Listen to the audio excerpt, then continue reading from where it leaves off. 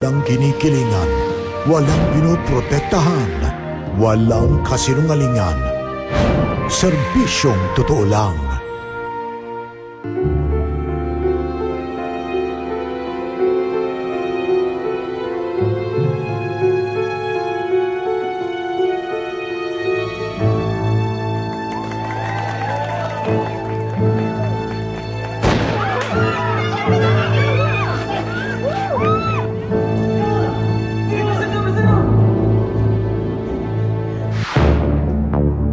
Papunta lang sana si Mayor Julian Resuello sa isang piyesta para makisaya sa kanyang mga kababayan.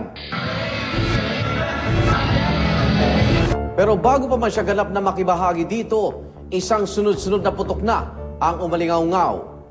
Ang masayang alkaldeng pumasok sa piyesta, agaw buhay na nang lumabas.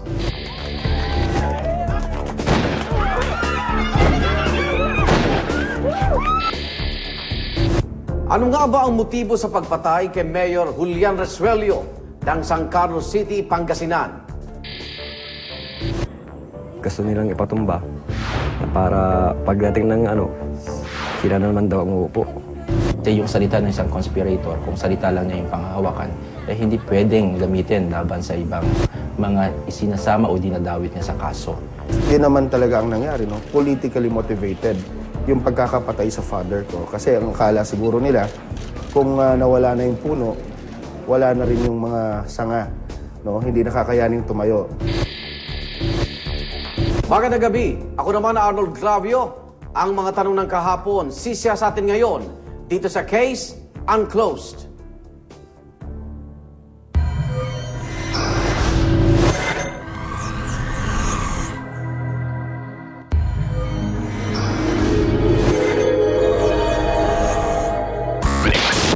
Isang patay habang siyam ang sugatan, kabilang na si San Carlos City, Pangasinan Mayor Julian Resuello sa nangyaring pamamaril po sa plaza ng syudad nitong Sabado ng gabi. Bago nangyaring pamamaril, nakunan pa ng video ang masayang alkalde habang nakikisalamuha sa mga tao sa plaza para po sa pagdiriwang ng piyesta. Darito ang reporter Ian Cruz.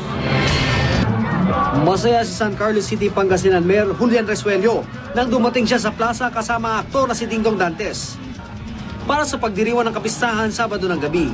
Kumamay pa si Mayor Resuello sa kanyang mga kalyado at taga-suporta bago siya nagtuloy sa presidential table. Ang ningning ng plaza nung gabing yun, napalitan ng takot at kaguluhan. Si Mayor Resuello agad na sinakluluhan ng kanyang kampo matapos barilin sa katawan.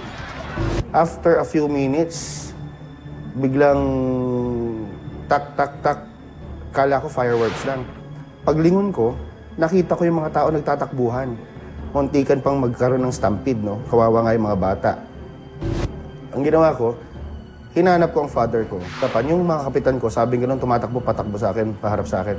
Mayor, si boss na baril. Gabi ng April 28, 2007, ang sanay isang masayang piyesta sa San Carlos City, Pangasinan, napalot ng tensyon. 11 araw bago ang halalan, ginanap ang piyesta sa bayan ng San Carlos City. At kahit nakatanggap ng pagbabanta sa kanyang buhay, pinili pa rin dumalo ni Mayor Julian sa kasiyahan. Nakita niya yung saya ng mga tao. Kaya sabi niya, kita mo yung mga tao, kahit na alam nilang magulo ang eleksyon ngayon, andito pa rin sila at nakikipagsayahan sa atin. Hindi pwedeng hindi ko sila ikutan at kamayan. Doon na siya umikot at nakipagkamay. May death na law, kaya nag-request sa amin office noon, sa PSPO, sa Kamkrame. May mga plano pero hindi namin ganong kwan yun dahil palipat-lipat kami naman ng daanan. Sa pagtatapos ang termino niya bilang alkalde noong 2007, binalak niyang tumakbo bilang vice-alkalde. At ang anak namang si Julier ang kakandidatong mayor. Ngunit ang pagpasok niya muli sa politika ay magiging mitya pala ng kanyang huling sandali.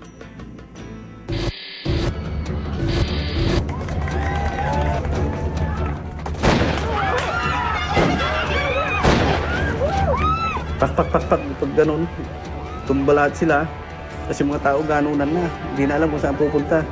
Tapos nung paglingaw kong ganun, sa bandang kaliwa ko, katabi-tabi kami, natumba na itong mga kasama ko, si Mayor, si Sergeant Almoite, Jonathan De La Cruz. Nung nagkipagkamay si Mayor, yung isa, hindi na pinitawan yung kamay, tapos biglang labas ng barel. Pag tama ng kanon, pag humukot na ako ng barel, tinamaan na rin po ako. Dead on the spot ang isa sa mga security aide ni Mayor na si Eulogio Martinez. Dadamay rin ang ilan sa mga sibilyan na nanonood lang noon sa plaza.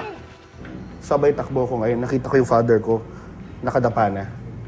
Yung mga ibang pulis niya, bodyguard niya, may tama na rin na nakatutok dun sa direksyon na kung saan may bumarel. So ang ginawa ko, binuhat ko ang father ko. Tapos, itatakbo ko na sana sa ano. Ang ginawa, kinuha ko ng mga security. Tapos, isinafety ako. Sila na nagbuhat sa father ko din sa hospital.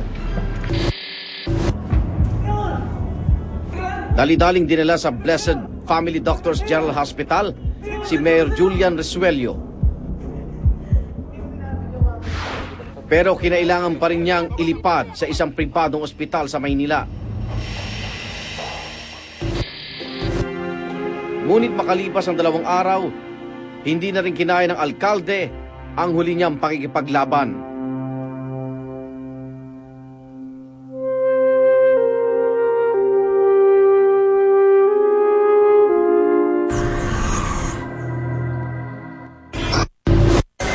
Sa patuloy na pagsiyasa ng case unclosed, ang motibo at mga salarin sa likod ng